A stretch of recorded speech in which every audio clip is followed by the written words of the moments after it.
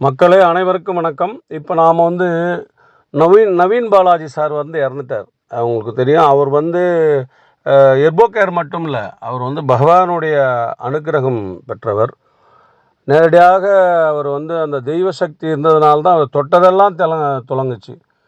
நம்முடைய நண்பர் ஒருத்தர் அந்த கையில் கொஞ்சம் பிரச்சனைகள் இருந்து எங்கெங்கேயோ போய் பார்த்தார். அது அவரால் வந்து அதிலிருந்து குணமாக முடியவில்லை. அப்பேற்பட்டவர் மிக அப்படியே சும்மா கையில் தொட்டு பார்த்துட்டு கவலைப்படாதீங்க, இதை நான் ஃப்ரீயாகவே ட்ரீட்மெண்ட் பண்ணிக்கிறேன்னு சொன்னவர்.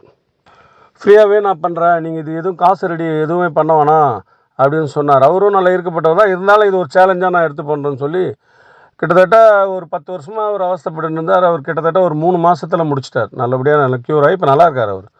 அப்பேற்பட்டவர் பகவானுடைய அனுகிரகம் அப்படியே ரொம்ப அவருக்கு அப்பாவுடைய அனுகிரகம் உண்டு, பகவானுடைய அனுகிரகம் உண்டு. அவர் அப்படி அந்த கை பிடிச்சி அந்த பல்ஸை பார்த்தாருன்னு வச்சுங்களேன், அது கரெக்டாக சொல்லிவிடுவார்.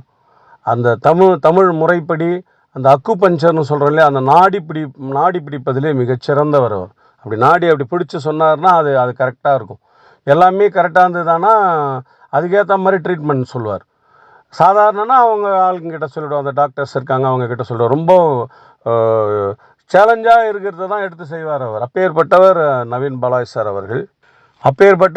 பாலாஜி சார் அவர்கள். அவர் வந்து கை வச்சு அந்த பேஷண்ட் மேலே உடல்நிலை சரியில்லாமல் வந்தாலும் அந்த கை அந்த சொரியாசிஸ் எத்தனை வியாதி கொஞ்சம் கூட அந்த வியாதிகளை பார்த்து அவர் கவலைப்படலை. அவருக்கு வந்து இந்த மாதிரி ஒரு நிலைன்னா இல்லை, அவர் வந்து இங்கே வந்து போகிறோம், அவர் அவ்வளோ செஞ்சிட்டாரு அப்படின்னு பகவான் கூப்பிட்டுட்டாரோ, இல்லை வந்து அது எப்படி தான் அவர் அந்த உடல்நிலை அவருக்கே தெரியும். அவருக்கு உடல்நிலை சரியில்லைன்னா அவர் டாக்டர்ஸ் மட்டுமல்ல, தன்னை உணர்ந்தவர், பகவான்கிட்ட நேரடியாக அந்த தொடர்பு வைத்திருப்பவர். அப்பேற்பட்ட அந்த ஒரு ஞானின்னு கூட சொல்லலாம். அப்பேற்பட்ட அந்த நவீன் பாலாஜி சார் அவர்கள் எப்படி தான் வந்து பகவான் அழைச்சிட்டு போயிட்டாருன்னு தெரியல. அப்படி எவ்வளோ பேர் எண்ணற்ற பேர்கள் அவர் வந்து கையை பிடிச்சாலே அந்த உடல்நிலை நல்லாயிடும்.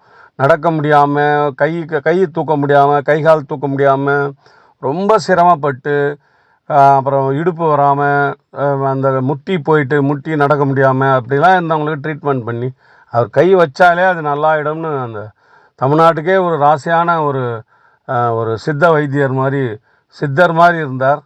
அவர் இறந்துட்டார்.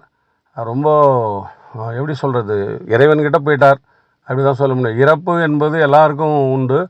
இறப்பை காட்டிலும் அவர் வந்து அந்த அளவுக்கு மக்களுக்கு செஞ்சிருக்கார். ஃப்ரீ சர்வீஸ்னால் அவர் வந்து 100 ரூபா வருதுன்னா அதில் ஒரு 30லேருந்து 40 ரூபா ஃப்ரீ சர்வீஸ் ஃப்ரீயாக பண்ணிவிடுவார். 100 பேர் வராங்கன்னா 30 பேர் இல்லாதப்பட்டவங்களாம் இவ்வளோ ஐயா என்கிட்ட ஒன்றும் இல்லைன்னா அவர் அப்படியே நான் பார்த்துக்கிறேன்னு சொல்லிவிடுவார். அவர் கையை பிடிக்கும் போது சொல்லுவார், இதை நான் பார்த்துக்கிறேன், நான் இதை செய்கிறேன். அப்படியேப்பட்ட மகா ஞானி. அவர் வந்து இறைவன் அழைச்சிட்டு போயிட்டார். ரொம்ப எங்களுக்கு வருத்தம் தான். இருந்தாலும் அவருடைய ஆன்மா சாந்தி அடைந்து இந்த மக்களுக்கு பிளெஸ்ஸிங் பண்ணி அந்த ஹாஸ்பிட்டல்லாம் அவருடைய அந்த ஆன்மா இருக்கும், எங்கேயும் போயிடாது. அவர் வந்து இந்த மக்களுக்கு மென்மேலும் அந்த ஆன்மா நல்லது செய்யும். அவருடைய ஆன்மாவும் சாந்தி அடைய வேண்டும் என்று பகவானை பிரார்த்திக்கிறோம். அவரை இழந்து வாடும் அவர் குடும்பத்தாருக்கும், அவருடைய உற்றார் உறவினர்களுக்கும், அந்த டாக்டர்ஸ் பெருமக்களுக்கும், அவரால் பயனடைந்தவர்களுக்கும் மீண்டும் ஒரு முறை அவருடைய ஆன்மா சாந்தி அடையும். அவங்கக்கிட்ட தான் இருக்கும்.